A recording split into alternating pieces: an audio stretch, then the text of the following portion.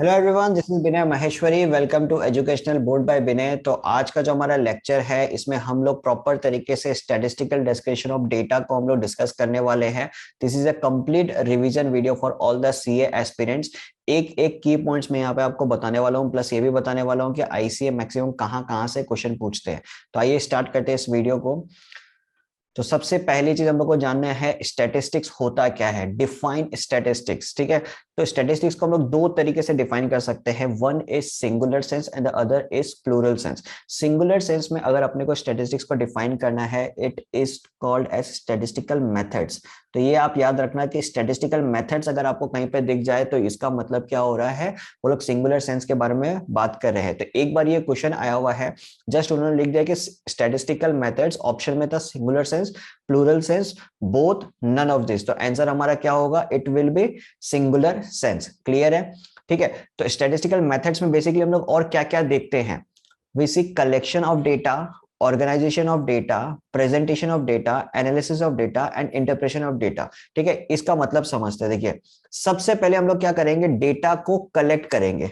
ठीक है, डेटा को क्या करेंगे, सबसे पहले डेटा को कलेक्ट करेंगे।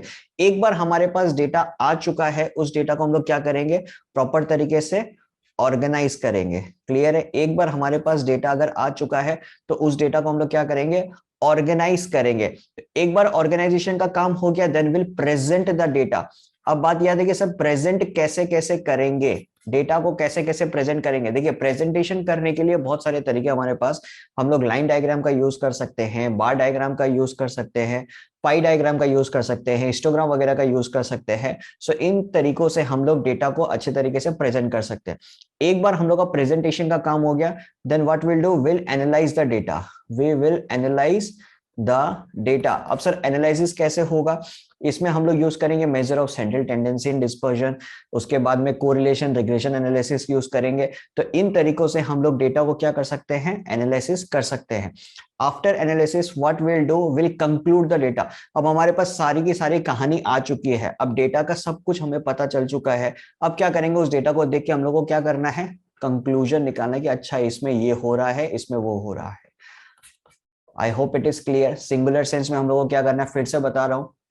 सिंगुलर सेंस में अगर आप लोग के पास मेथड्स आ जाए, ठीक है, अगर आपके पास ये क्वेश्चन आ जाएगी, सर ये बताइए स्टैटिस्टिकल मेथड्स होता क्या है, it is nothing but singular sense. It is nothing but singular sense. इसके अंदर हम लोग करते क्या है, डेटा को कलेक्ट करते हैं, ऑर्गेनाइज करते हैं, प्रेजेंट करते हैं, एनालिसिस करते हैं एंड कंक्लूड करते हैं डेटा को। I hope it is clear. Next come to the plural sense, next come to the plural sense of statistics. Plural sense में क्या होता है, plural sense nothing but it refers to है statistical data such as quantitative data.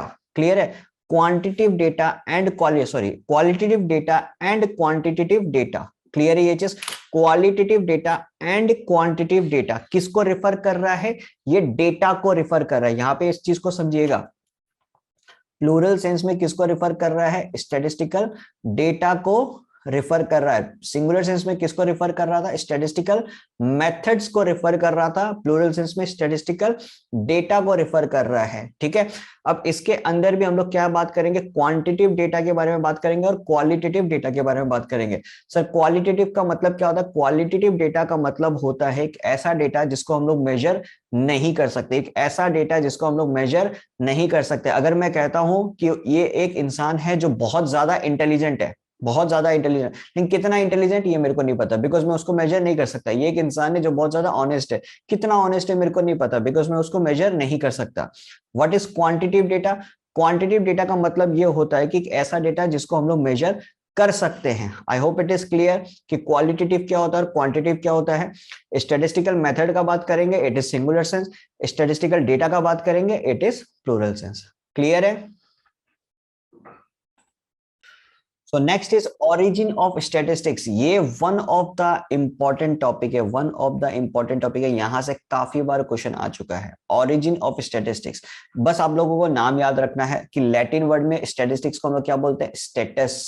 Latin word में क्या बोलते हैं, status. Italian word में क्या बोलते हैं, स्टैटिस्टा। आप याद रख लेना, पास्ता, दैट इज स्टैटिस्टा। इटालियन का डिश क्या होता है, पास्ता, तो आप याद रख लेना स्टैटिस्टा। फ्रेंच में क्या बोलते हैं, स्टैटिस्क्यू, तो आप याद रखना बारबेक्यू। फ्रेंच हमारा डिश है बारबेक्यू, तो it is called statistique. German word में क्या है, स्टैटिस्टिक, तो याद रख लेना ब्रेड स्टिक। क्लियर, ये चीज आप लोगों को बस इतनी चीज याद रखनी है, स्टा क्यू एंड स्टिक। Italian statista, French word statistique और जर्मन वर्ड स्टैटिस्टिक। क्लियर है ये चीज, ठीक है। नेक्स्ट अपन बढ़ते हैं एप्लीकेशन ऑफ स्टैटिस्टिक्स। इससे इतने ज्यादा क्वेश्चन नहीं आते, फिर भी आप याद रख लो कि कहां कहां अप्लाई होता है। It is economics, business management and commerce and industry. ये आपका आईसीए मॉड्यूल में दिया हुआ है, इसलिए मैंने ये नोट डाउन करवा दिया, ठीक है। Next is limitation of statistics, this is important, limitation of statistics, ठीक है। तो यहां पे आप देखिए कि क्या लिखा हुआ, it deals with aggregates, no importance given to individual. कहने का मतलब क्या हुआ कि समझ लीजिए हमारे क्लास में 5 स्टूडेंट है, ठीक है। हमारे क्लास में कितने स्टूडेंट है, 5 स्टूडेंट है। उसमें से एक बच्चा का आया 50 मार्क्स, एक का आया 40 मार्क्स, एक का आया 50, फिर उसके अंदर समझ लीजिए एक का आया 65 और किसी एक का आ गया 90। क्लियर है। तो हम लोग यहाँ पे क्या करेंगे, इन सब का एवरेज निकालेंगे। इन सब का क्या निकालेंगे, एवरेज मार्क्स निकालेंगे। तो इन सब का एवरेज लगभग समझ लीजिए 65-70 के आसपास होगा। क्लियर है, इन सब का एवरेज करीबन 65-70 के आसपास आया। तो यहाँ पे क्या देता है, इंपॉर्टेंस, स्टैटिस्टिक्स में इंपॉर्टेंस किसको दिया जाता है, जस्ट एवरेज मार्क्स को दिया जाता है, पर्टिकुलर इंडिविजुअल को नहीं दिया जाता है। तो यहाँ पे जिस बच्चे का 90 मार्क्स आए इसको कोई इंपॉर्टेंस नहीं मिलेगा। सो this is one of the limitation of statistics. I hope it is clear. Next is it is concern with quantitative data only. It is concern with quantitative data only. ये मैंने पहले भी कहा था कि क्वांटिटेटिव डेटा का मतलब क्या होता है, जो डेटा जिसको हम लोग मेजर कर सकते हैं। तो स्टैटिस्टिक्स किसके लिए कंसर्न है, ओनली क्वांटिटेटिव डेटा के लिए ही। क्वालिटेटिव डेटा के लिए भी कंसर्न है, बट अगर क्वालिटेटिव डेटा को हम लोग क्वांटिटेटिव डेटा में कन्वर्ट कर दे तो it is concern with qualitative data also. Clear है। Next is projections are based on conditions and assumption. देखिए स्टैटिस्टिक्स में हम लोग क्या करते हैं, बेसिकली फोरकास्टिंग के बारे में बात करते हैं, मतलब फ्यूचर में क्या होने वाला है उसके बारे में बात करते हैं। तो उसके लिए हम लोग क्या करते हैं, कुछ ना कुछ अज्यूम करते हैं, वो एजम्पशन के ऊपर हमारा क्या रहता है, प्रोजेक्शंस रहता है। तो अगर मैं वो एजम्पशन को ही बदल दूं, अगर वो एजम्पशन को ही बदल दो, ऑब्वियस सा बात है कि मेरा जो प्रोजेक्शन होगा वो भी बदल जाएगा। क्लियर है। So this is the limitation of statistics. I hope it is clear to everyone. So next is variable. What is variable, variable का मतलब क्या होता है, it is a measurable quantity. Variable का मतलब क्या होता है, इट इज मेजरेबल क्वांटिटी। क्या बोलते हैं हम लोग इसको, मेजरेबल क्वांटिटी। क्लियर है ये चीज। अब यहां से क्वेश्चन आने का पूरा चांसेस है। क्वेश्चन ज्यादातर कहां से पूछते हैं, डिस्क्रीट और कंटिन्यूअस वेरिएबल से। कुछ भी एक एग्जांपल दे देंगे और पूछ लेंगे कि भैया ये बताओ कि डिस्क्रीट वेरिएबल है ना कंटिन्यूअस वेरिएबल है। ठीक है, तो पहले इसके बारे में जान लेते हैं कि डिस्क्रीट होता है क्या और कंटिन्यूअस होता क्या है। तो डिस्क्रीट का मतलब ये होता है कि ऐसा वेरिएबल, एक ऐसा वेरिएबल जिसको हम लोग काउंट कर सकते हैं, विच इज फाइनाइट। एक ऐसा वेरिएबल जिसको हम लोग काउंट कर सकते हैं, विच इज फाइनाइट। क्लियर है, मतलब एग्जैक्ट वैल्यूज हमें दे रहा है, एग्जैक्ट वैल्यूज दे रहा है। जैसे समझ लीजिए कि एग्जांपल है number of road accidents in locality, number of road accidents in locality, ये आईसी का ही एग्जांपल है। ठीक है, number of road accidents in locality. तो ऐसा तो हम लोग कभी नहीं कहेंगे कि आज रोड में 2.5 एक्सीडेंट हुआ है, आज रोड में 3.5 एक्सीडेंट हुआ है। हम लोग तो हमेशा यही करेंगे आज रोड में 2 एक्सीडेंट हुआ है, आज रोड में 3 एक्सीडेंट हुआ है। एग्जैक्ट वैल्यूज का बात करेंगे। तो जब भी एग्जैक्ट वैल्यूज का बात करेंगे, it will be always what discrete variable. I hope it is clear. Next comes continuous variable. Continuous variable का मतलब क्या होता है कि ये जो वैल्यूज लेता है that is in between values. मैंने variable assumes any value from the given interval, मतलब इन बिटवीन वैल्यूज का बात करें, जैसे कि फ्रैक्शंस का बात करें, डेसिमल्स का बात करें, so that is continuous variable. जैसे हाइट ऑफ द स्टूडेंट, ठीक है, हाइट ऑफ द स्टूडेंट, किसी बच्चे की हाइट के बारे में पूछ रहे हैं तो हम लोग ये बोलेंगे कि 5 to 6 के बीच में लाई करता है, मतलब 5.2 हो सकता है, 5.3 हो सकता है, 5.4 हो सकता है। सो वहां पे जब लोग डेसिमल्स के बारे में जब बात करते हैं, that is continuous variable. I hope it is clear.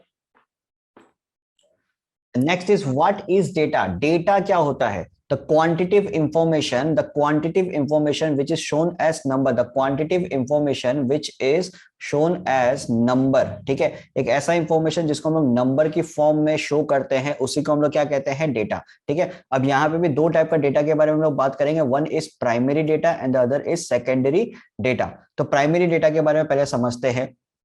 एक ऐसा डेटा जो फर्स्ट टाइम कलेक्ट हो रहा हो, the data which is collected for the first time, पहली बार ही उस डेटा का कलेक्शन हो रहा हो, तो उस डेटा को हम लोग क्या कहते हैं, प्राइमरी डेटा। सेकेंडरी डेटा का मतलब क्या होता है कि ऐसा डेटा जो ऑलरेडी कलेक्टेड है, किसी ने ऑलरेडी कलेक्ट करके रखा है, हम लोग जस्ट उस कलेक्टेड डेटा का यूज कर रहे हैं। फिर से कह रहा हूं, सेकेंडरी डेटा का मतलब क्या होता है कि ऐसा डेटा जो ऑलरेडी कलेक्टेड है, किसी ने कलेक्ट करके रखा है, हम लोग जस्ट उस कलेक्टेड डेटा का क्या कर रहे हैं, यूज कर रहे हैं। क्लियर है ये चीज?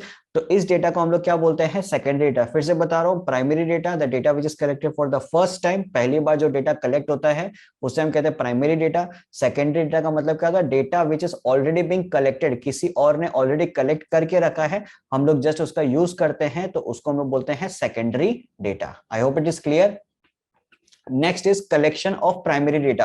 क्या क्या मेथड्स यूज हो सकते हैं कलेक्शन ऑफ प्राइमरी डेटा में? ठीक है, तो पहला मेथड हम लोग पढ़ेंगे interview method.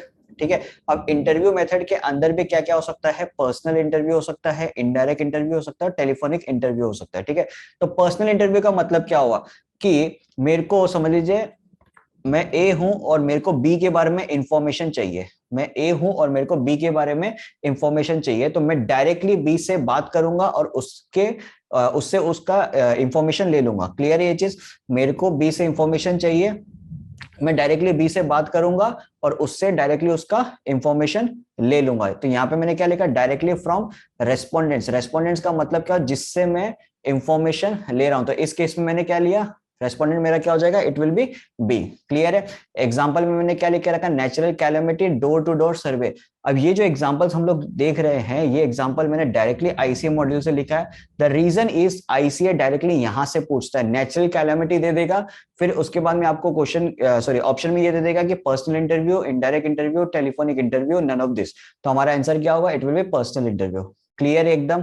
Next method is indirect interview method. ठीक है, इनडायरेक्ट इंटरव्यू मेथड में क्या होता है कि अगर मेरे को किसी का इंफॉर्मेशन चाहिए, लेकिन वहां तक पहुंचना मेरे लिए थोड़ा सा डिफिकल्ट हो रहा है, तो उसका इंफॉर्मेशन निकालने के लिए मैं क्या करूंगा, उससे एसोसिएटेड पर्सन से उसके बारे में जानकारी ले लूंगा। क्लियर है? एकदम सिंपल सी बात है।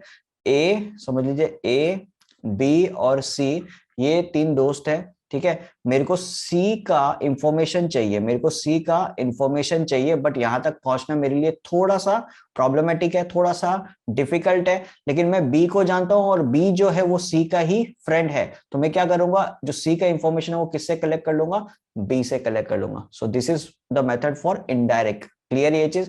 Next is telephonic interview method. Telephonic interview is nothing but it's like a direct interview, just आप लोग किसके थ्रू बात करोगे, ओवर द फोन आप बात करोगे, that is called as telephonic interview. Clear एकदम? Next method is mailed questionnaire method. Next method is mailed questionnaire method. ये जो हमारा मेथड है, this is the widest area, this covers the widest area. एक minute, हाँ, this covers the widest area. अगर आपके पास ये क्वेश्चन आ जाए कि सबसे ज्यादा एरिया कौन कवर करता है, that is mailed questionnaire method. Because यहां पे क्या होगा कि आपको अगर किसी के बारे में इंफॉर्मेशन चाहिए, आप अपना एक ड्राफ्ट तैयार करोगे और with the help of male आप उसे पोस्ट कर दोगे। क्लियर है ये चीज? बहुत सारे लोगों के पास आप डायरेक्टली ये मेल भेज सकते हो। ठीक है, so that's why it is called as widest area of collecting the data. But उसके साथ साथ अगर जितने हम लोग रेस्पॉन्स का बात करें, तो इसमें रेस्पॉन्स जो होता है वो सबसे मिनिमम होता है, सबसे मिनिमम। क्लियर है? Because it is non responsive. किसी को आपने मेल कर दिया लेकिन वो रिवर्ट बैक ही नहीं कर रहा, वो रिवर्ट बैक ही नहीं कर रहा, तो उसका फायदा क्या? ठीक है, तो यहाँ पे अगर यदि आपके पास ये क्वेश्चन है कि वाइडेस्ट एरिया कौन कवर करेगा, it is mailed questionnaire method. और नॉन रेस्पॉन्सिव किसमें ज्यादा होगा, it is mailed questionnaire method. I hope it is clear. Next is observation method. तो ऑब्जर्वेशन मेथड तो एकदम आसान है, data collected by direct observation और यूजिंग इंस्ट्रूमेंट। समझ लीजिए किसी का वेट के बारे में मुझे जानना है, किसी के हाइट के बारे में मुझे जानना है, तो मैं डायरेक्टली मेरा जो इंस्ट्रूमेंट है वो लूंगा और उसका हाइट और वेट चेक कर लूंगा। That is called as observation method. Clear है? Next is questionnaires filled and send by enumerators. इसका मतलब क्या होता है कि मेरे को समझ लीजिए ए बी और सी है मेरे पास। ठीक है, मेरे को सी के बारे में इंफॉर्मेशन चाहिए, मेरे को सी के बारे में इंफॉर्मेशन चाहिए, मैं क्या करूंगा, बी को मेरा काम करने बोलूंगा। क्लियर है? जिस मेरे को इंफॉर्मेशन किसका चाहिए, सी का इंफॉर्मेशन चाहिए, मैं काम करने के लिए किसको बोल रहा हूँ, बी को। तो बी मेरे लिए क्या है, इन्यूमरेटर। ठीक है, बी मेरे लिए क्या है, इन्यूमरेटर। क्लियर है ये चीज? ठीक है, अब यहां पे क्या लेगा, questionnaires filled and send by enumerators. कहने का मतलब जो क्वेश्चंस होगा जो भी इंफॉर्मेशन चाहिएगा वो तो मेरा होगा ना। तो मैं अपना एक क्वेश्चनरी किसको दूंगा, इन्यूमरेटर को दूंगा, और इन्यूमरेटर जाके किसको देगा, सी को देगा, और उससे डेटा वो कलेक्ट करके मुझे लाके दे देगा। आई होप इट इज क्लियर। ठीक है। तो next is collection of secondary sources, collection of secondary sources of data. ठीक है। तो सेकेंडरी सोर्सेस ऑफ डेटा का कलेक्शन हम लोग कहाँ कहाँ से कर सकते हैं, internal sources like WHO, IMF, world bank, government sources, unpublish sources of various research institute. मतलब कि अगर यदि आप लोग को हेल्थ से रिलेटेड अगर यदि आपको डेटा चाहिए तो आप लोग कहाँ पे जाओगे, WHO में। पैसे से रिलेटेड डेटा चाहिए तो आप लोग कहाँ जाओगे, IMF, वर्ल्ड बैंक में। ठीक है। So this are the some examples of collection of secondary sources of data. Clear है ये चीज। ठीक है। Next, scrutiny of data. Scrutiny of data का मतलब क्या होता है कि हम लोग जब डेटा को कलेक्ट करते हैं तो ऐसे ही अपने को डेटा को कलेक्ट नहीं करना है, उसकी जो है ना एक्यूरेसी है, उसकी जो कंसिस्टेंसी है वो भी अपने को क्या करनी पड़ती है, चेक करनी पड़ती है। अच्छा डेटा मेरे पास आ रहा है, वो डेटा सही भी है या नहीं है। डेटा अगर मेरे पास आ रहा है, ऐसा नहीं कि कहीं से भी कुछ भी उठा के ले आओ। डेटा अगर आ रहा है मेरे पास, मेरे को ये चेक करना पड़ेगा कि वो डेटा सही है या नहीं है, तो उसकी स्क्रूटनी करनी जरूरी है। स्क्रूटनी का मतलब होता है checking accuracy and consistency of data. अब देखिए, finding of errors by enumerators while filing और रिसीविंग क्वेश्चनरी। कहने का मतलब क्या हुआ कि जो डेटा हम लोगों ने स्क्रूटनी वगैरह करवाया, ठीक है, जो डेटा हम लोगों ने स्क्रूटनी करवाया, उसके लिए हम लोगों ने क्या रखा, एक इन्यूमरेटर को रखा ताकि वो डेटा को प्रॉपर तरीके से स्क्रूटनी कर पाए, ताकि वो डेटा को प्रॉपर तरीके से चेक कर पाए। क्लियर है ये चीज। फिर internal consistency check. Internal consistency check का मतलब क्या होता है कि जब हमारे पास दो या दो से ज्यादा, ठीक है, दो या दो से ज्यादा एक टाइप के डेटा हो, उनके बीच में कंसिस्टेंसी चेक करनी जरूरी है कि अच्छा यहाँ पे अभी ये हो रहा है, यहाँ पे अभी ये हो रहा है। क्लियर है ये चीज। इंटरनल कंसिस्टेंसी चेक का मतलब क्या होता है, व्हेन यू हैव टू और more related series of data. एक जैसा अगर यदि आपके पास दो या दो से ज्यादा डेटा हो तो उनके बीच में कंसिस्टेंसी चेक करना जरूरी है। क्लियर है ये चीज। ठीक है। तो next is classification of data. Classification of data में हम लोग क्या क्या पढ़ने वाले हैं, देखिए। सबसे पहले हम लोग पढ़ेंगे क्रोनोलॉजिकल और टेम्पोरल और टाइम सीरीज। सबका नाम एक ही है, क्रोनोलॉजिकल, टेम्पोरल और टाइम सीरीज एक ही चीज है। क्लियर है। क्रोनोलॉजिकल का मतलब क्या होता है, जब हम लोग टाइम इंटरवल्स के बारे में बात कर रहे हो, that is called as chronological data. Clear है कि अच्छा 2015 में मेरा समझ लिया 5 लाख का प्रॉफिट हुआ था, 2016 में मेरा समझ लिया 10 लाख का प्रॉफिट हुआ था, तो 2018 में मेरा 25 लाख का प्रॉफिट हुआ था। तो यहाँ पे मैं क्या कर रहा हूँ, कंपैरिजन कर रहा हूँ with respect to the years. Clear है ये चीज। तो इस टाइप के डेटा को हम लोग क्या बोलते हैं, क्रोनोलॉजिकल डेटा। क्लियर है ये चीज। फिर नेक्स्ट आता है जियोग्राफिकल और स्पेटियल सीरीज डेटा। ठीक है। जियोग्राफिकल का मतलब क्या होता है, जब हम लोग रीजन वाइज डेटा के बारे में बात करते हैं तो उसको हम लोग बोलते हैं जियोग्राफिकल डेटा। कि आज नॉर्थ में बहुत ज्यादा गर्म है, साउथ में इतनी गर्म है, ईस्ट में इतनी गर्म है, ठीक है, या ठंडी है। क्लियर ये चीज। तो इस टाइप के जब हम लोग जियोग्राफिकल रीजन के बारे में बात करते हैं तो उस डेटा को हम लोग बोलते हैं geographical data. I hope it is clear. Next is qualitative और ऑर्डिनल डेटा। ठीक है। क्वालिटेटिव का मतलब ऑलरेडी मैंने आपको बता दिया था कि क्वालिटेटिव का मतलब क्या होता है, एक ऐसा डेटा जिसको हम लोग मेजर नहीं कर सकते, एक ऐसा डेटा जिसको हम लोग मेजर नहीं कर सकते। और क्वालिटेटिव डेटा को हम लोग एट्रीब्यूट्स भी कहते हैं। This is one of the most important part कि एट्रीब्यूट्स क्या होता है। यह क्वेश्चन आ सकता है कि एट्रीब्यूट्स क्या होता है, qualitative characteristic, quantitative characteristic, both, none of this. तो हमारा आंसर क्या होगा, it will be qualitative characteristic. Clear है चीज। नेक्स्ट इज क्वांटिटेटिव और कार्डिनल डेटा। क्वांटिटेटिव और कार्डिनल डेटा का मतलब क्या होता है कि ऐसा डेटा जिसको हम लोग मेजर कर सकते हैं उसको हम लोग बोलते हैं क्वांटिटेटिव डेटा। क्लियर है ये चीज। ठीक है। Next come presentation of data. Presentation of data में सबसे पहले हम लोग पढ़ेंगे टेक्सचुअल प्रेजेंटेशन। ठीक है।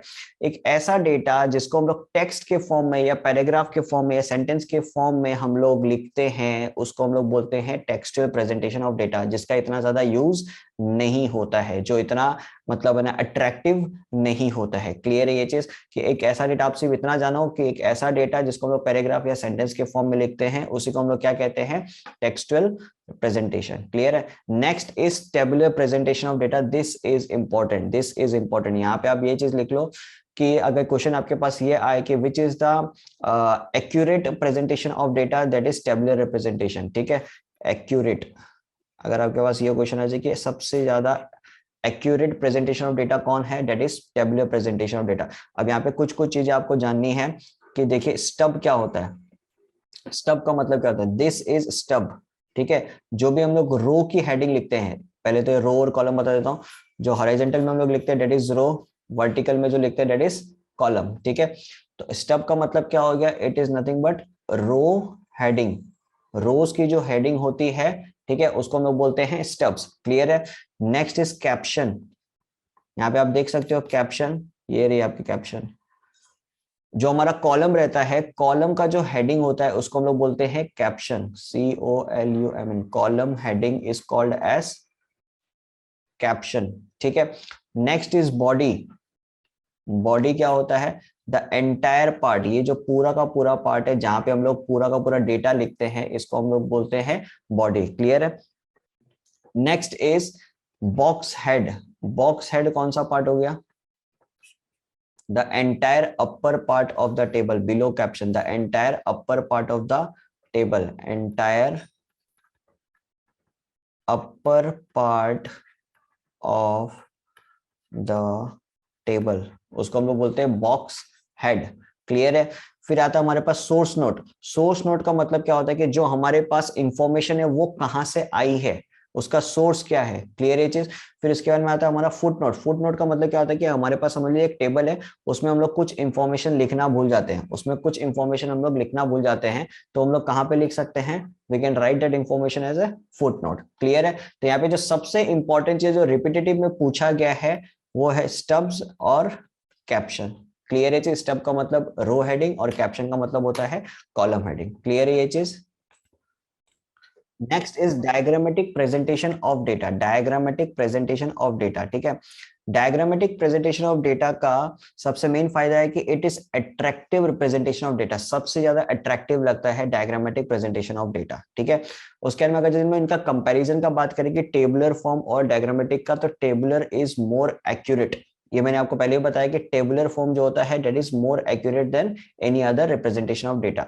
फिर उसके बाद में hidden trend can be trace. Hidden trend can be trace मतलब डायग्राम में जब हम लोग डेटा को प्रेजेंट करते हैं, उसमें कुछ छोटी छोटी इंफॉर्मेशन भी अगर हमारे पास रहेगी तो उसको भी हम लोग डायग्राम के थ्रू ट्रेस कर सकते हैं। उसके बाद में it is very helpful for lemon. मतलब ये इतना सिंपल प्रेजेंटेशन ऑफ डेटा होता है कि कोई भी इंसान उस डायग्राम को देख के समझ सकता है। It is very helpful for any lemon इंसान, ठीक है, लेमन पर्सन, ठीक है। फिर स्कैन में पहला चीज जो हम लोग डायग्राम रिप्रेजेंटेशन में पढ़ेंगे डेट इज लाइन डायग्राम। क्या पढ़ने वाले हैं, लाइन डायग्राम। तो जब भी डेटा वेरी करता है over time we use line diagram. कहने का मतलब समझ लीजिए ये हमारा एक्सिस है, ठीक है, ये हमारा एक्सिस है, ठीक है। अब यहाँ पे मैं कुछ कंपनीज के प्रॉफिट के बारे में लिख देता हूँ कि समझ लो 5 लाख, 10 लाख, 15 लाख और 20 लाख। और कुछ प्रॉफिट समझ लीजिए यहाँ पे हुआ 2015 में, टाइम लिख रहा हूँ 2016 में, 2017 में और 2018 में, ठीक है। तो ऐसे कुछ जा रहा है, ठीक है। अब इसको ये जो डॉट्स है इसको जैसे हम लोग को क्या करना है, ज्वाइन कर देना है। तो इस तरीके से जब हम लोग डेटा को रिप्रेजेंट करते हैं, इस तरीके से जब हम लोग डेटा को रिप्रेजेंट करते हैं उसी को हम लोग क्या कहते हैं, that is called as line diagram. When the data varies over time we use line diagram, ठीक है। अब यहाँ पे भी देखिए diagrammatic representation is very much attractive but line diagram is not that much attractive, ठीक है, ये आप याद रखिएगा। Diagrammatic representation is attractive but इसके अंदर भी अगर हम लोग लाइन डायग्राम का बात करेंगे that is not much attractive. इसके अंदर और भी हम लोग आगे पढ़ेंगे that is bar diagram, pi diagram, that is much attractive, clear है। फिर उसके बाद में आप देखिए यहाँ पे अगर बहुत ज्यादा फ्लक्चुएशन हो डेटा में, अगर यदि बहुत ज्यादा बहुत वाइड फ्लक्चुएशंस अगर यदि होते हैं तो वहां पे हम लोग क्या यूज करते हैं, लॉगरिथमिक और रेशियो चार्ट। ये आप याद रखिएगा, ये क्वेश्चन काफी बार पूछा गया है कि अगर डेटा में बहुत ज्यादा फ्लक्चुएशंस होता है तो हम लोग क्या यूज करते हैं, इट इज लॉगरिथमिक और रेशियो चार्ट, क्लियर है ये चीज।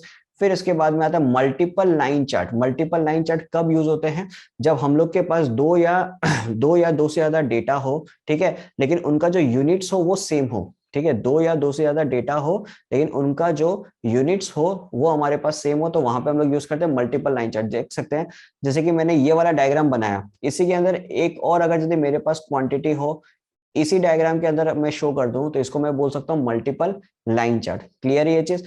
फिर दूसरा आता है multiple axis line chart. Multiple axis line chart का मतलब क्या होता है कि मेरे पास दो या दो से ज्यादा डेटा हो लेकिन उनका जो यूनिट्स है वो सेम नहीं है। तो उस केस में क्या करूंगा, समझिए मैं, मेरे को क्या करना पड़ेगा, दो एक्सिस बनाना पड़ेगा।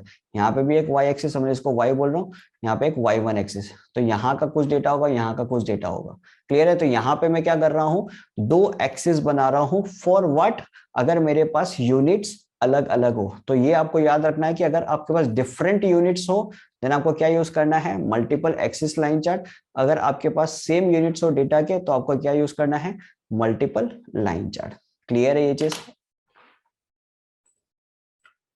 तो next presentation is bar diagram. ठीक है, तो it is a rectangle of equal width and usually of, sorry, it is a rectangle of equal width and usually of varying length are drawn either horizontally or vertically। कहने का मतलब क्या हुआ कि ये डायग्राम को हम लोग किस तरीके से रिप्रेजेंट कर सकते हैं। यहाँ पे हम लोग को क्या बनाना पड़ेगा, रेक्टेंगुलर फॉर्म में प्रेजेंट करना पड़ेगा। ठीक है, और उनका जो विड्थ होगा दैट शुड बी इक्वल। ठीक है, तो समझ लीजिए हम लोग कुछ डेटा ले लेते हैं। यहाँ पे टाइम ले लेता हूँ 2012, 2013, 2014 और 2015। कुछ प्रोडक्शन हुआ, समझ लीजिए प्रोडक्शन ऑफ वीट समझ लीजिए। तो यहाँ पे 10 यूनिट का प्रोडक्शन हुआ, यहाँ पे 15, यहाँ पे 25, यहाँ पे समझ लीजिए 30 यूनिट्स का प्रोडक्शन हुआ। ठीक है, तो 2012 पहले मैं यहाँ बना लेता हूँ, फिर उसके बाद में 2013, फिर उसके बाद में 2014, फिर 2015। यहाँ पे रेंज डिफाइन कर लेता हूँ 10, 20, 25, 30। तो 2012 में हमारा कितना प्रोडक्शन हुआ, इट इज 10 यूनिट्स। तो यहाँ पे मैं 10 तक ऐसे लेके जाऊंगा और इस तरीके से ये एक बार बना दूंगा। देख सकते हो ये वाला जो स्पेस है ये थ्रू आउट सेम होना चाहिए। क्लियर है? ये थ्रू आउट सेम होना चाहिए। फिर 2013 में कितना हुआ, इट इज 50। तो 50 नियर अबाउट 10 और 20 के बीच में होगा। तो ये बन गया 2013 का प्रोडक्शन। Next is 2014। 2014 में कितना हुआ, 25। तो 25 पे ये बना देता हूँ। फिर 2015 में कितना हुआ, इट इज 30। क्लियर है? आई hope it is clear. Sorry, यहाँ पे मैंने 10, 20, यहाँ पे इसको 30 बना देता हूँ, इसको 40 बना देता हूँ। क्लियर है? तो आपको ये समझ में आ रहा है कि किस तरीके से मैंने डायग्राम को रिप्रेजेंट किया है, सॉरी बार डायग्राम को रिप्रेजेंट किया है। ठीक है, अब यहीं पे अगर यदि मैं बात करूं आपके सामने कि सब डिवाइडेड बार डायग्राम लोग कैसे बनाएंगे, सब डिवाइडेड बार डायग्राम कैसे बनाएंगे या मल्टीपल बार डायग्राम कैसे बनाएंगे। तो मल्टीपल बार डायग्राम में क्या हो जाएगा, यहाँ पे समझ प्रोडक्शन ऑफ वेट है, मैं इसके साथ साथ ऐड करता हूँ पल्सेस भी ऐड कर देता हूँ। ठीक है, तो यहाँ पे मैं लिख देता हूँ 20, 30, उसके बाद 15, फिर 10। इस तरीके से मैं यूनिट्स को लिख देता हूँ। ठीक है, तो अब यहाँ पे हमारे पास क्या है, दो दो प्रोडक्शन के बारे में बात हो रही है, एक वेट का और एक पल्स का। तो यहाँ पे मैं क्या करूंगा, ये 2012 वाला, ये सॉरी यहाँ पे जो ये बना हुआ है डेट इज फॉर वेट। ठीक है, अब इसी के साथ मैं चिपका दूंगा किसको, पल्स को भी। तो 2012 में पल्स का प्रोडक्शन कितना था, इट इज 20 यूनिट्स। तो इसी के साथ में यहाँ पे चिपका दिया, तो ये बन गया पल्स का भी। क्लियर है ये चीज? तो इस तरीके से हम लोग मल्टीपल बार डायग्राम भी बना सकते हैं और सब डिवाइडेड बार डायग्राम भी बना सकते हैं। सब डिवाइडेड बार डायग्राम इस तरीके से बनता है, ये समझ लीजिए ये हमारा बार डायग्राम है। तो इस तरीके से मैं अगर यदि बार डायग्राम में डिवीजन कर दूं, दिस इज कॉल्ड एज सब divided bar diagram. I hope it is clear. ठीक है, next is pi diagram. Next is pi diagram. तो पाई डायग्राम में हम लोग किस चीज का यूज करते हैं, we use circle. We use circle to draw a pie diagram. What we use circle to draw a pie diagram. जितने भी हमारे डेटा रहेंगे, सर जितने भी हमारे पास कंपोनेंट्स रहेंगे उनको हम लोग एक सर्कल के अंदर डिवाइड कर देंगे। एक सर्कल के अंदर हम लोग क्या करेंगे, डिवाइड कर देंगे। ठीक है, समझ लीजिए कि ये वाला पोर्शन समझ लीजिए ये हो गया वेट का। ठीक है, ये पोर्शन समझ लीजिए हो गया राइस का। फिर इसके बाद में ये पोर्शन समझ लीजिए हो गया पल्स का। ठीक है, और ये हो गया मिसलेनियस। ठीक है, तो इसका यूनिट समझ लीजिए 20 है, इसका 30 है, इसका 40 है और इसका 60 है। क्लियर है? तो पर्टिकुलरली अगर मेरे को वेट का एंगल निकालना हो, पर्टिकुलरली अगर मेरे को वेट का एंगल निकालना हो तो मैं कैसे निकालूंगा, तो वेट के यूनिट्स कितने हैं 20 डिवाइडेड बाय टोटल कितना है 30 + 20 50, 50 + 40 90, 90 + 60 इज 150 मल्टीप्लाई किससे कर दूंगा 360, 360 से किस लिए मल्टीप्लाई कर रहा हूँ, बिकॉज हमारा जो सर्कल होता है उसका टोटल एंगल कितना होता है, इट इज 360 डिग्री। क्लियर ये चीज। सिमिलरली अगर मेरे को, ये तो किसका हो गया, ये हो गया वीट का एंगल, ठीक है, जो भी कैलकुलेशन करने के बाद में that will be the angle of वीट। फिर उसके बाद में मेरे को समझ में निकालना है राइस का, तो राइस का कैसे हो जाएगा, 30 डिवाइडेड बाई 150 इंटू 360। क्लियर है। तो इसी तरीके से हम लोग जितने भी हमारे पास कंपोनेंट्स रहेंगे उनका एंगल हम लोग इस तरीके से निकाल सकते हैं with the help of bar diagram. Clear है ये चीज, ठीक है। Next is frequency distribution. Frequency distribution क्या होता है, देखिए अगर मेरे पास नंबर ऑफ डेटा है, ठीक है, नंबर ऑफ डेटा मेरे पास है, अब वो डेटा कितने बार रिपीट हो रहा है, वो एक पर्टिकुलर डेटा समझ ले कितने बार रिपीट हो रहा है, उसी को हम लोग कहते हैं फ्रीक्वेंसी। कोई भी डेटा कितने बार रिपीट हो रहा हो, that repetition of data is called frequency of the data, ठीक है। अब इसके अंदर भी दो चीजें हैं, एक हो गया अनग्रुप्ड फ्रीक्वेंसी और एक हो गया ग्रुप फ्रीक्वेंसी डिस्ट्रीब्यूशन। अगर मेरे पास रैंडमली ऐसे रो डेटा रहेगा that is called as ungroup frequency. और ग्रुप का मतलब अगर यदि मैं एक बाउंडेशन दे देता हूँ, समझिए 0 to 10 के बीच का, 10 से लेके 20, 20 से लेके 30, that is called age group frequency distribution. Clear है ये चीज। अब इसके बारे में थोड़ा और जानते हैं कि what are the important terms which are related to frequency distribution. सबसे पहली चीज है class limit. Sir class limit होता क्या है, ठीक है। समझ लीजिए मैं यहाँ पे एक क्लास इंटरवल बना लेता हूँ 0 से लेके 10, ठीक है, 10 से लेके 20, 20 से लेके 30, 30 से लेके 40, ठीक है। ये सब क्या है मेरे क्लास इंटरवल्स, इनको हम लोग क्या बोलते हैं, क्लास इंटरवल्स। यहाँ पे मैंने क्या किया, जितने भी मेरे पास डेटा थे उनको आधे आधे आधे पार्ट में डिवाइड कर दिया, ठीक है, मतलब 10-10 यूनिट्स में डिवाइड कर दिया। क्लियर है ये चीज, ठीक है। तो यहाँ पे जो जीरो है, जो जीरो है इसको हम लोग बोलते हैं लोअर क्लास लिमिट। क्या बोलते हैं इसको, लोअर क्लास लिमिट। जो वैल्यू छोटी रहेगी किसी भी क्लास इंटरवल में उसको हम लोग बोलेंगे लोअर क्लास लिमिट, जो वैल्यू बड़ी रहेगी उसको हम लोग बोलेंगे अपर क्लास लिमिट। क्लियर है ये चीज, ठीक है। Next, sorry, next is class boundary.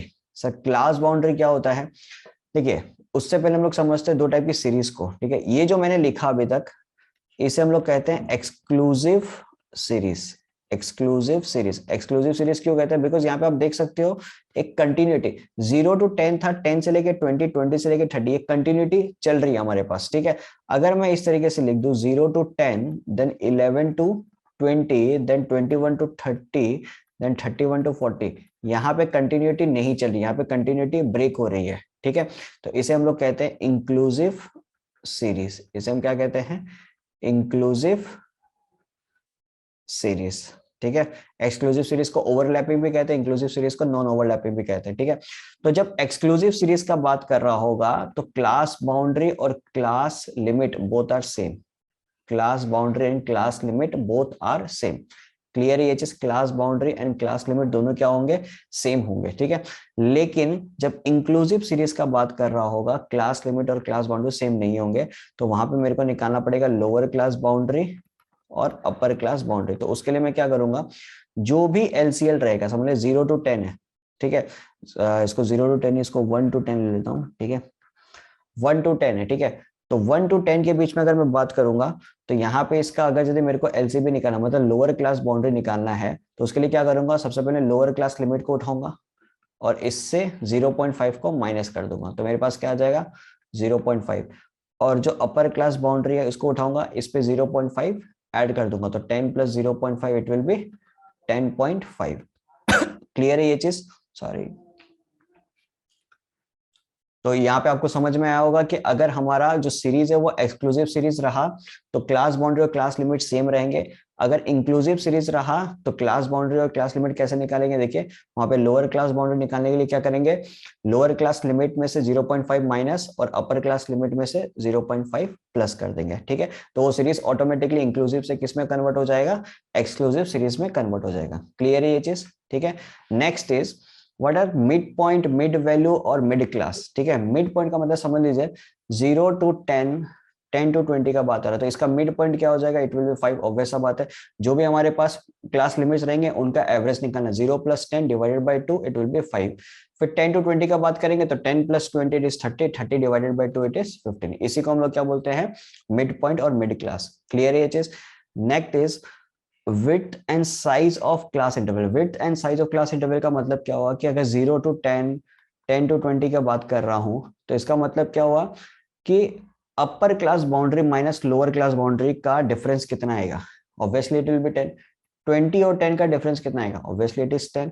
तो हमारा जो विड्थ है वो कितना हो गया, या क्लास लेंथ हो गया वो कितना हो गया, इट इज 10। क्लियर है ये चीज।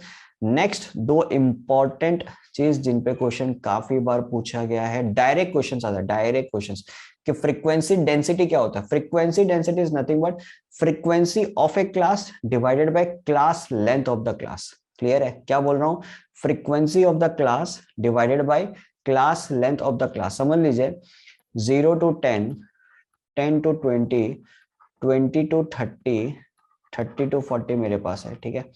और कुछ फ्रीक्वेंसी दिया हुआ है 3, 4, 5, 6। क्लियर है ये चीज।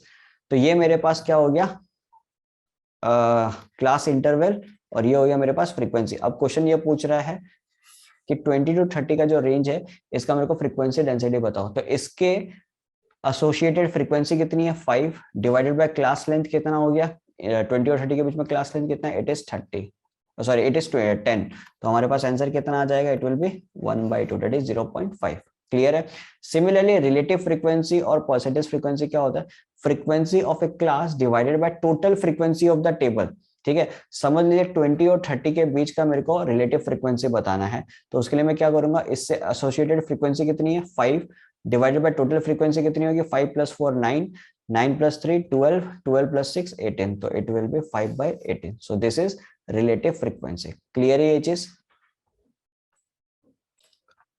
Next is graphical representation of frequency distribution. तो इसमें सबसे पहला चीज हम लोग को पढ़ना है दैट इज हिस्टोग्राम और एरिया डायग्राम। ठीक है, हिस्टोग्राम और एरिया डायग्राम। ठीक है, तो हिस्टोग्राम होता क्या है, it is like a bar diagram only. लेकिन बार डायग्राम में क्या होता था कि उनके बीच में स्पेसेस होते थे, बट हिस्टोग्राम में क्या होगा, स्पेसेस नहीं होती है। Histogram is used only for continuous series data. ठीक है, किसके लिए यूज होता है, ये सिर्फ कंटिन्यूअस सीरीज ऑफ डेटा के लिए यूज होता है। लेकिन जो बार डायग्राम होता था वो कंटिन्यूअस और डिस्क्रीट दोनों के लिए यूज होता है। ठीक है, तो यहाँ पे क्या होगा, समझ लीजिए हमारे पास 0 to 10 है, 10 से लेके 20 है, 20 से लेके 30 है, और 30 से लेके 40 क्लास इंटरवल है। ठीक है, फिर इसके अंदर फ्रीक्वेंसी कुछ दी हुई है, समझ लो 5 है, 10 है, 20 है, 30 है। ठीक है, तो हिस्टोग्राम यहाँ पे बनेगा कैसे, देखिए 0 to समझ लीजिए यहाँ पे ये हो गया 10, 20, 30, फिर इसके अंदर 40, फिर यहाँ पे हो गया 5, 10, फिर इसके अंदर 20, फिर उसके बाद 30। ठीक है, तो 0 to 10 पे कितनी है, 5 है। फिर इसके अंदर 10 to 20 पे कितनी है, इट इज 10। फिर 20 to 30 पे कितनी है, इट इज 20, और 20 to 30 पे कितनी है, इट इज समझ लीजिए 30। क्लियर है। So this is what histogram is. अब यहाँ पे देख सकते हो, यहाँ पे कहीं पे भी गैप नहीं मिल रहा आपको, कहीं पे भी आपको गैप देखने को नहीं मिलेगा। सो this is what histogram is. Histogram में कभी भी स्पेसेस नहीं होती है, और हिस्टोग्राम से हम लोग आसानी से क्या कैलकुलेट कर सकते हैं, डेट इज मोड। अब मोड के बारे में हम लोग दूसरे चैप्टर में पढ़ेंगे, बट यहाँ पे आप जान लो कि हिस्टोग्राम में आप लोग क्या कैलकुलेट कर सकते हो, we can calculate mode. Clear है ये चीज। और histogram is use for continuous series of data, not discrete. Discrete के लिए हिस्टोग्राम को हम लोग यूज नहीं कर सकते हैं। क्लियर है ये चीज, ठीक है। नेक्स्ट आता है हमारे पास फ्रीक्वेंसी पॉलीगॉन। अब देखिए फ्रीक्वेंसी पॉलीगॉन एक्चुअल में बनाते कैसे हैं। फ्रीक्वेंसी पॉलीगॉन बनाने के लिए आपको सबसे पहले बनाना पड़ेगा हिस्टोग्राम। क्या बनाना पड़ेगा आपको, हिस्टोग्राम आपको सबसे पहले बनाना पड़ेगा। हिस्टोग्राम एक बार बन जाए तो हिस्टोग्राम बनाने के बाद में हिस्टोग्राम का जो मिड पॉइंट्स होता है ना, जो भी मिड पॉइंट्स होगा, ठीक है, उन मिड पॉइंट्स को जब हम लोग ज्वाइन कर देंगे तो हमारा जो ग्राफ निकल के आएगा दैट विल बी योर, समझ लीजिए, फ्रीक्वेंसी पॉलीगॉन। क्लियर है ये चीज, ठीक है। So this is our frequency polygon. आप यहाँ पे भी देख सकते हो, ये रहा 1 2, जो भी हिस्टोग्राम हम लोगों ने बनाया उनके मिड पॉइंट्स को आप ज्वाइन कर दो, उनके मिड पॉइंट्स को आप ज्वाइन कर दो, that will be your frequency polygon. यहाँ पे द इंपॉर्टेंट चीज जो आपको याद रखनी है that is area of polygon is equal to area of histogram, area of polygon is equal to area of histogram. देख सकते हो यहाँ पे जितना एरिया है यहाँ पे भी एग्जैक्टली उतना ही एरिया होगा, यहाँ पे जितना एरिया है एग्जैक्टली यहाँ पे भी उतना ही एरिया होगा। क्लियर? ये चीज inside and outside the area should be same. So this is one of the representation of frequency distribution. ठीक है, नेक्स्ट इज ओजिब्स। ठीक है, ओजिब्स का मतलब होता है क्यूमुलेटिव फ्रीक्वेंसी। ओजिब्स का मतलब क्या होता है?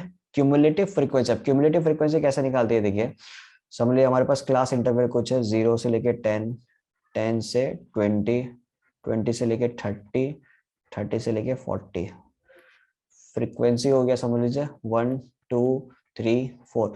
अब इसका अगर मेरे को CF निकालना है, क्यूमुलेटिव फ्रीक्वेंसी निकालना है, तो मैं क्या करूंगा 1, उसके बाद 1 + 2 it is 3, 3 + 3 it will B 6, और 6 + 4 हमारे पास क्या आ जाएगा 10।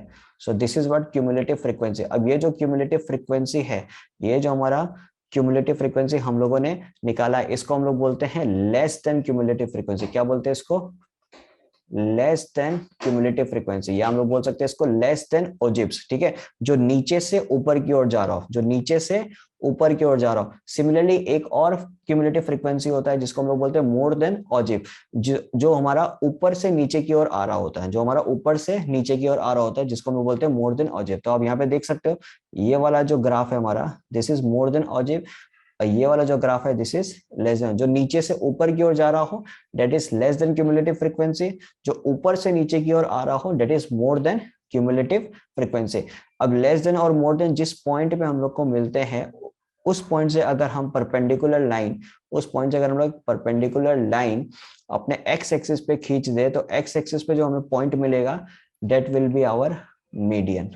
तो ये आपका एक इंपॉर्टेंट क्वेश्चन बन सकता है कि क्यूमुलेटिव फ्रीक्वेंसी ग्राफ के अंदर अगर मोर देन और लेस देन जिस पॉइंट में मिलता है, उस पॉइंट से अगर आप एक परपेंडिकुलर लाइन एक्स एक्सिस की ओर खींच दो, तो वो पॉइंट अपने को क्या देगा? That will B median. Clear है? और बाकी हम लोग ओजिब से हम लोग क्या और कैलकुलेट कर सकते हैं? We can calculate quartiles also. Clear है ये चीज? ठीक है, नेक्स्ट इज फ्रीक्वेंसी कर्व। ठीक है, फ्रीक्वेंसी कर्व का मतलब क्या? It is a limiting form of area diagram और फ्रीक्वेंसी पॉलीगॉन। मतलब कहीं ना कहीं एरिया डायग्राम और फ्रीक्वेंसी पॉलीगॉन से ही ये फ्रीक्वेंसी कर्व आया गया है। इसके अंदर 4 कर्व होते हैं, that is bell shaped curve, U shaped curve, J shaped curve and mixed curve. Bell shaped curve जो होता है वो सबसे ज्यादा यूज होता है। अगर यदि आपके पास ये क्वेश्चन आ जाए कि सबसे ज्यादा यूज होने वाला फ्रीक्वेंसी कर्व कौन सा है, that is bell shaped curve. ठीक है, तो बेल शेप्ड कर्व कैसा होगा? ऑब्वियस बात है बेल का जैसा होगा। ठीक है, यहाँ पे इस पॉइंट पे जो हमारी फ्रीक्वेंसी रहेंगी सो सबसे हाईएस्ट रहेगी। अगर कभी भी इंक्रीजिंग से डिक्रीजिंग की ओर आना हो, इंक्रीजिंग से, ठीक है, कोई भी हमारा डेटा इंक्रीज हो रहा हो और इंक्रीज होके फिर डिक्रीज होने वाला हो, तो वहां पे कौन सा कर्व यूज होता है? That is bell shaped curve. ठीक है, यू शेप कर्व में क्या होता है कि डिक्रीज से अगर इंक्रीज की ओर आना हो, कि कोई भी डेटा अगर डिक्रीज हो रहा है, डिक्रीज से फिर वो इंक्रीज होते हुए जा रहा है, तो वहां पे हम लोग कौन सा कर्व यूज करेंगे? You shaped curve. ठीक है, सॉरी। फिर इसके बाद में आता है हमारा जे शेप्ड कर्व। ठीक है, जे शेप्ड कर्व का मतलब क्या होता है कि इस टाइप से हमारा कोई एक कर्व जा रहा है जो एक पॉइंट से स्टार्ट हुआ, फिर उसके अंदर वो इंक्रीज ही होते चले जा रहा है, that is called as J shaped curve. और जो हमारा लास्ट कर्व है दैट इज मिक्स कर्व, यहाँ पे इंक्रीज डिक्रीज सब कुछ चल रहा होता है, that is called as mixed curve. So we have completed each and every theory of statistical description of data। I hope आपको ये वीडियो पसंद आया होगा और ये वीडियो आपके लिए बहुत ज्यादा हेल्पफुल रहा होगा। Thank you so much.